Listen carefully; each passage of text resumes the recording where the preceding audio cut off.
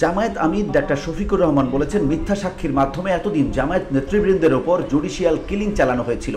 মঙ্গলবার রাজধানীর diploma engineers ইনস্টিটিউটে আয়োজিত এক জরুরি সংবাদ সম্মেলনে একথা বলেন তিনি।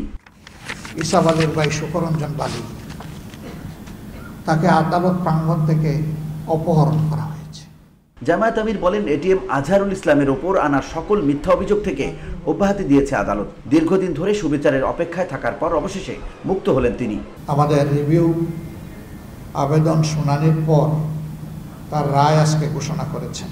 এই রায়ে আমাদের সম্মানিত মজলুম নেতা এবং ভাই জনাব আজহারুল ইসলামের বিরুদ্ধে আনিত সকল অভিযোগ থেকে তাকে খালাস দেওয়া হয়েছে। আলহামদুলিল্লাহ রাব্বিল আলামিন। আজ বড় মনে পড়ে, জাতির এই সংকট মুহূর্তে কঠিন বাঁকে আমাদের মাথার তাজ এই সমস্ত নেতৃবৃন্দ যদি বেঁচে থাকতেন, তারা তাদের প্রজ্ঞা, দূরদর্শিতা, অভিজ্ঞতা দিয়ে এই জাতিকে পথ দেখাতে পারতেন। ডাক্তার শফিকুর রহমান বলেন, এই সাজা দেওয়ার সময় এমন পরিস্থিতি তৈরি করা হয়েছিল যেখানে প্রতিবাদ করার কোনো পরিবেশ ছিল না। ৭১-এর হত্যাযজ্ঞের ভুক্তভোগী পরিবারগুলোর কারো সাক্ষ্য গ্রহণ করা হয়নি। শুকরঞ্জন বালি সেই ঘটনার উজ্জ্বল দৃষ্টান্ত। পাতানো ট্রায়ালের সাজা কার্যকর করা হয়েছে। সেই সময় জামায়াত নেতৃবৃন্দের পরিবারগুলো ভেঙে ছিন্ন ভিন্ন হয়ে গিয়েছিল। এককালীন প্রধান বিচারপতি এস.কে. সিনহা তার লেখা নিজের বইয়ে তিনি তার অপরাধ স্বীকার করে নিয়ে তা তুলে ধরেছেন। কিভাবে বিচার নয়, পরিকল্পনা মাফিক ঠান্ডা মাথায় এই নেতৃবৃন্দকে খুন করতে হবে তার ছক বিচার বিভাগ এবং সরকার মিলে তৈরি করেছিলেন। এর পাশাপাশি এমন পরিবেশ বাংলাদেশে সৃষ্টি করা হয়েছিল যে এই পরিবেশে অন্যায়ের বিরুদ্ধে প্রতিবাদ করার সামান্য কোনো সুযোগ রাখা হয়নি। আপনারা দেখেছেন, একটা রায় হয়েছে, বাস্তবায়ন হয়েছে।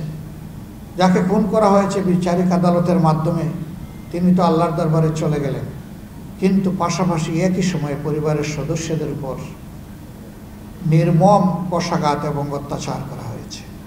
বিচার চলার সময় দুটি টর্চার সেল তৈরি করা হয় অভিযোগ করেন জামায়াত আমির। বলেন, একটিতে এনে ভিকটিমদের উপর নির্যাতন চালানো হতো, আরেকটি সেফ হোমে তুলে এনে জিজ্ঞাসাবাদের নামে আইন অমান্য করে নির্যাতন চালানো হতো।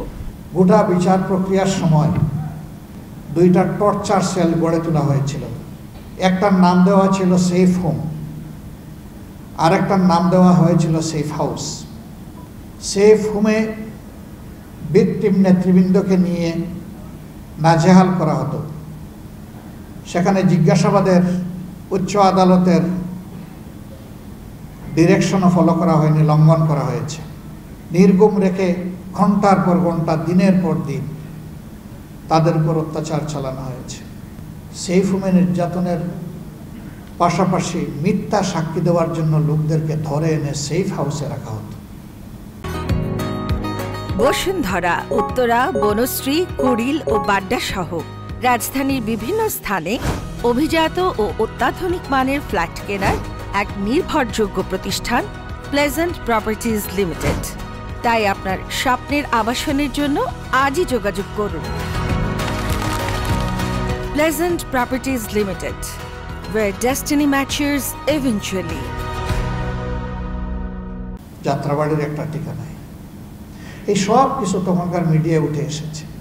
সারা বিশ্বের মানবাধিকার সংগঠন, বিবেকবান রাষ্ট্রনায়ক মানুষের পক্ষ থেকে এই বিচার প্রক্রিয়ার নিন্দা জ্ঞাপন করা হয়েছে।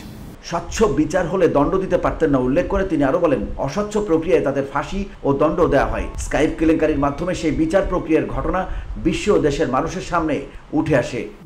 ব্রিটেনের উচ্চ আদালত তাদের রায়ে বলেছে